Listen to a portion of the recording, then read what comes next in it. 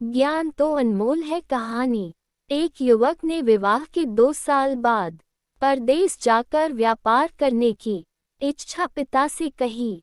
पिता ने स्वीकृति दी तो वह अपनी गर्भवती पत्नी को माँ बाप के जिम्मे छोड़कर व्यापार करने चला गया। परदेश में मेहनत से बहुत धन कमाया और वह धनी सेठ बन गया। 17 वर्ष धन कमाने में बीत गए तो संतुष्टि हुई और वापस घर लौटने की इच्छा हुई। पत्नी को पत्र लिखकर आने की सूचना दी और जहाज में बैठ गया।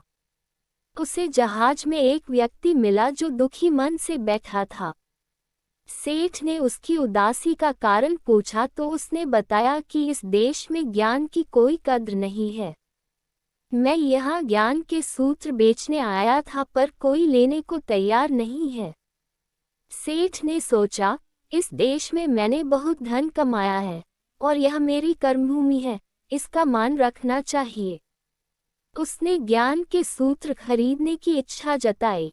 उस व्यक्ति ने कहा, मेरे हर ज्ञान सूत्र की कीमत 500 स्वर्ण मुद्राएं हैं।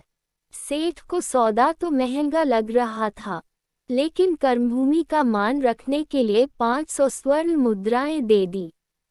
व्यक्ति ने ज्ञान का पहला सूत्र दिया, कोई भी कार्य करने से पहले 2 मिनट रुककर सोच लेना। सेठ ने सूत्र अपनी किताब में लिख लिया। कई दिनों की यात्रा के बाद रात्रि के समय सेठ अपने नगर को पहुंचा।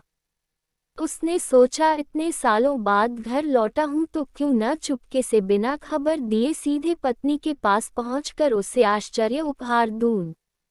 घर के द्वारपालों को मौन रहने का इशारा करके सीधे अपने पत्नी के कक्ष में गया तो वहां का नजारा देखकर उसके पांवों के नीचे की जमीन खिसक गई। पलंग पर उसकी पत्नी के पास एक युवक सोया हुआ था। अत्यंत क्रोध में सोचने लगा कि मैं परदेश में भी इसकी चिंता करता रहा और ये यहाँ अन्य पुरुष के साथ है। दोनों को जिंदा नहीं छोड़ूंगा। क्रोध में तलवार निकाल ली। वार करने ही जा रहा था कि उतने में ही उसे 500 स्वर्ण मुद्राओं से प्राप्त ज्ञान सूत्र याद आया कि कोई भी कार्य करने से पहले 2 मिनट सोच लेना। सोचने के लिए रुका।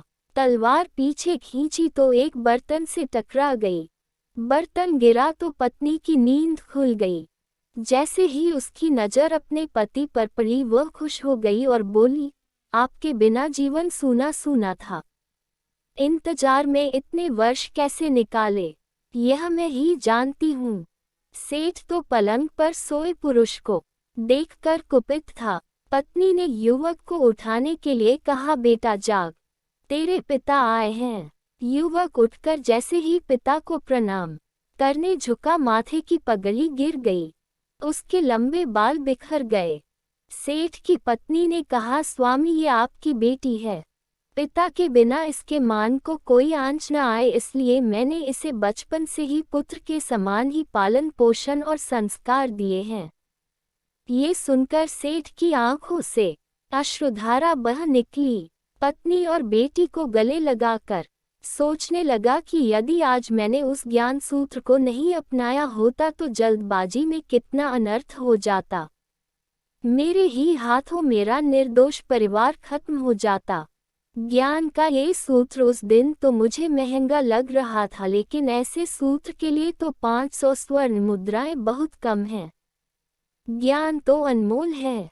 इस कहानी का सार यह है कि जीवन के 2 मिनट जो दुखों से बचाकर सुख की बरसात कर सकते हैं, वे हैं क्रोध के 2 मिनट। इस कहानी को शेयर जरूर करें, क्योंकि आपका एक शेयर किसी व्यक्ति को उसके क्रोध पर अंकुश रखने के लिए प्रेरित कर सकता है।